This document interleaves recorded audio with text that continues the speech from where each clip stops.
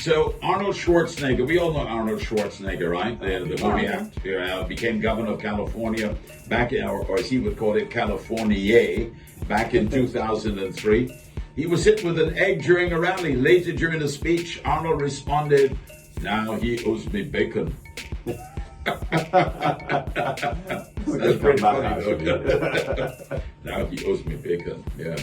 Michelin, you know, the car company makes tires and that sort of stuff and so on. Apparently they are so secretive about their tires that they don't patent the rubber compound they use, so it cannot be copied. Nice. That's hardcore. Wow. That's hardcore. Yeah. You know Hershey's chocolates, do you? Yeah. Of course. Yeah, right. So Milton Hershey, apparently Hershey's are named after a guy, who invented them. Surprise, surprise. The founder of Hershey's chocolate company, he was one of several historically significant people who almost boarded the Titanic. Oh. No way. Yeah. Wow. Yeah, it would have been no Hershey's. Man. Yeah, boy. Oh my gosh. Yeah. No her nor she. No. That'd have been traumatic.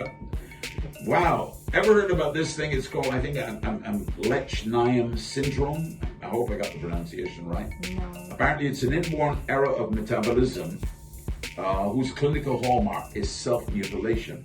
Ooh. The behavior begins after teething, as infants bite off their lower lip.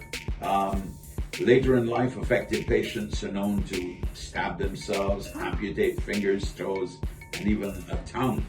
Whoa. Yeah, strange. I wonder what's the treatment for that? Self-mutilation. Wow. Yeah, I actually know someone who had a kid who was definitely doing self-mutilation. Yeah, so it's not a cool thing.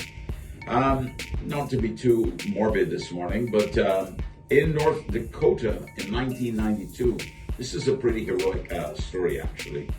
A North Dakota teen named John Thompson was home alone when he had both of his arms chopped off by a tractor in a farming accident.